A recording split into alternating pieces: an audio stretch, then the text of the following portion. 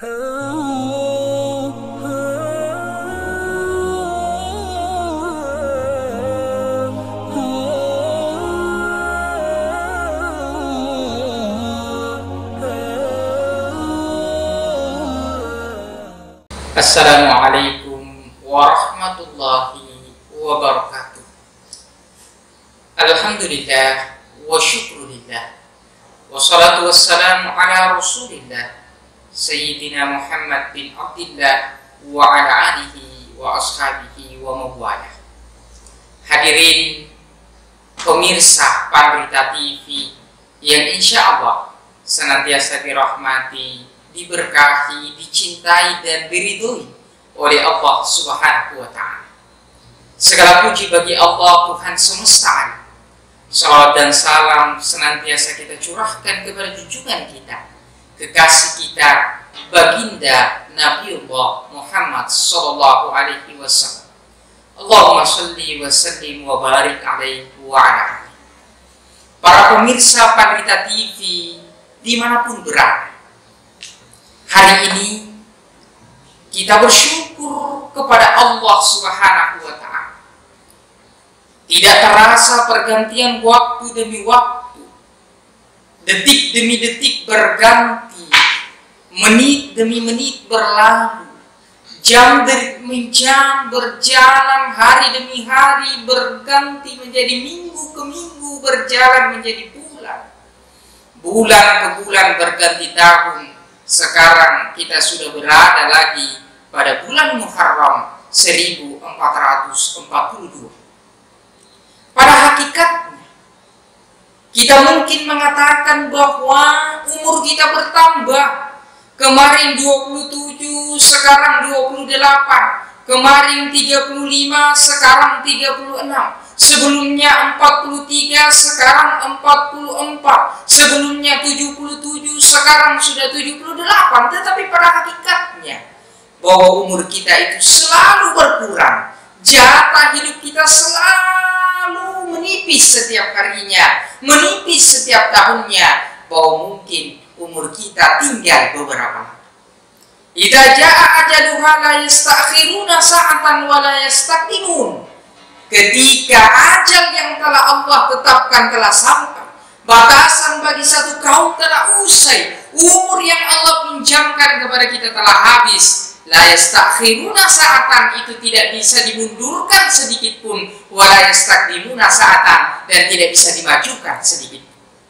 Mau tidak mau, rela tidak rela, kita siap atau tidak siap, kita akan kembali kepada Allah Subhanahu wa Ta'ala.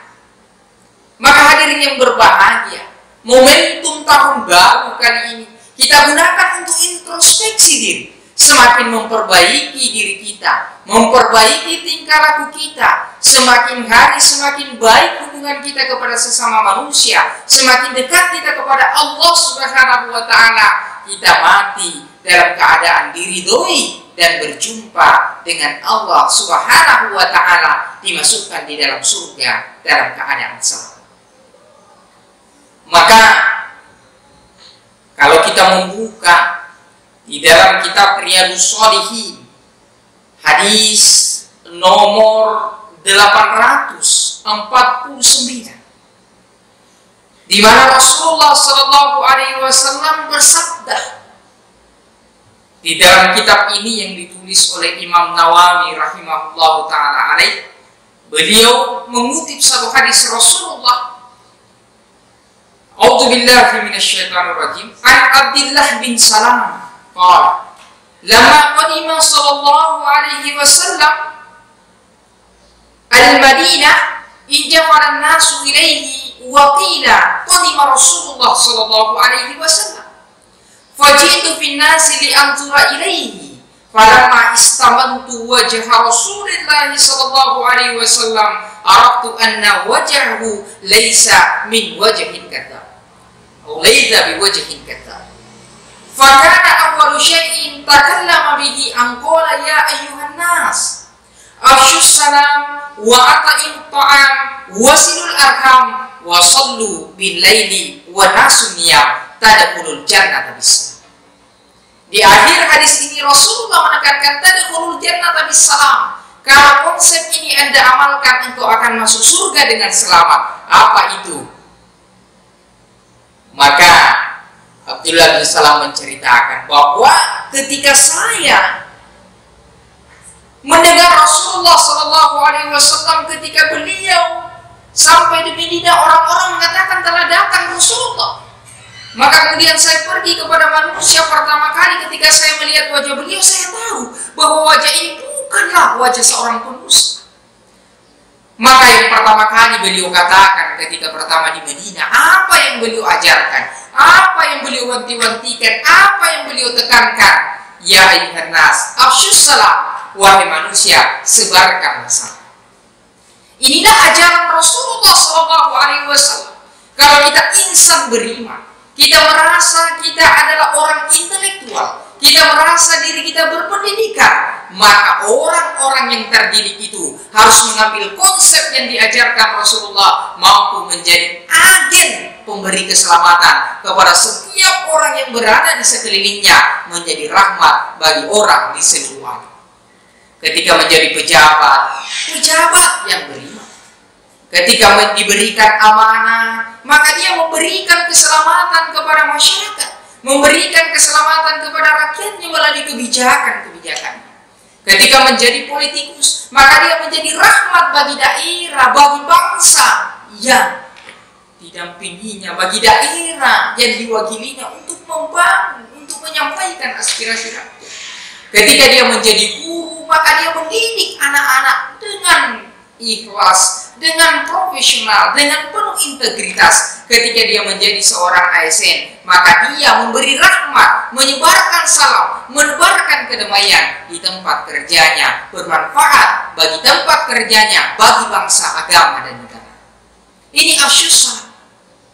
Jangan kita mengaku diri kita beriman, tetapi di tempat kerja kita malas-malasan, tidak melakukan pekerjaan kita, tidak melakukan sesuatu sesuai dengan tupoksi kita, akhirnya tidak memberikan kebaikan, malah justru memberikan kemudaratan. Ini berbeda dengan konsep Rasulullah, afsyus salam, menebarkan salam. Kemudian yang kedua, Rasulullah menekankan atau berikanlah makan, memberikan makan kepada saudara-saudara kita. Seorang ulama ahli hikmah menekankan bahwa sesuap nasi yang diberikan kepada orang yang kelaparan itu jauh lebih bagus daripada kita mampu membangun ratusan masjid. Kepedulian sosial kita sebagai kaum intelektual, kepedulian sosial kita sebagai orang yang berpendidikan harus betul-betul kita wujudkan. Bersedekah dengan orang di samping kita, membagi makanan dengan tetangga kita, bersedekah dengan orang-orang yang ada di lingkungan kita, itu bentuk atau upah. Kita memiliki gaji, kita memiliki penghasilan, kita keluarkan untuk saudara-saudara kita, kita keluarkan untuk orang lain. Bersedekah. Sekarang ada lagi istilahnya sedekah online, Ustaz.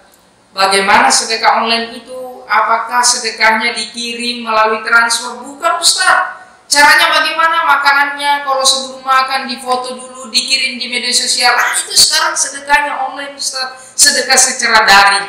Kirimnya apa? Kirimnya makanan kepada orang lain. Ini kalau bersifat secara privasi bisa kita lakukan. Tetapi ketika kita kirim ke media sosial, kita kirim ke beranda kita, banyak orang yang melihat yang kelaparan, kita harus memikirkan bahwa masih banyak orang yang berada di bawah garis kemiskinan, masih banyak orang yang kelaparan, masih banyak orang kesulitan mendapatkan sesuap nasi. Maka kita harus membuktikan bahwa kita adalah insan yang mampu berbagi dengan orang-orang yang berada di sekeliling kita. Bukankah Rasulullah SAW ketika datang harta kiriman-kiriman kepada beliau, ketika datang harta yang dikirimkan para raja kepada beliau, maka yang pertama kali yang dibagikan adalah kepada orang miskin, kepada para sahabat. Siapa yang tidak ada makanannya, siapa yang 2 hari belum makan, siapa yang kering dapurnya. Baru setelah harta itu, makanan itu dibagi, datanglah istrinya, ya Rasulullah, dapur kita kekeringan, maka beliau mengatakan kita akan berpuasa. Ini adalah contoh yang diberikan oleh Rasulullah bagaimana beliau selalu mendahulukan kepentingan orang lain, kepentingan umum dibanding kepentingan pribadi. Kemudian Rasulullah memberikan lagi pelajaran yang ketiga, wasilul arham, dan sambunglah tali silaturahmi. Dimanapun kita, kapanpun waktunya, bagaimanapun keadaan kita, kita harus senantiasa memperbaiki hubungan tali silaturahmi kita kepada kerabat kita, kepada keluarga kita, memperbaiki hubungan kita kepada sesama manusia, baik secara langsung, baik di lingkungan kita, di tempat kerja kita, maupun di media sosial.